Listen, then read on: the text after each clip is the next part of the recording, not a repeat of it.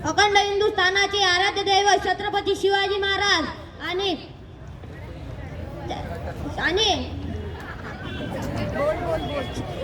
ज्यांनी लिहिलेल्या संविधानावर आजही आपल्या देशाची व्यवस्था चालते ते म्हणजे डॉक्टर बाबासाहेब आंबेडकर। या सर्व महामानवांना मी वंदन करतो।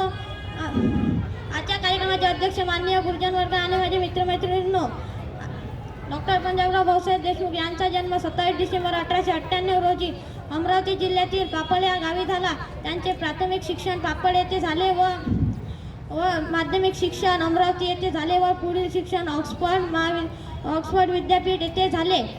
त्यांनी गरीब विद्यार्थ्यांसाठी श्री शिवाजी शिक्षण संस्थेची स्थापना केली आणि श्रद्धानंद छात्रालय उघडले।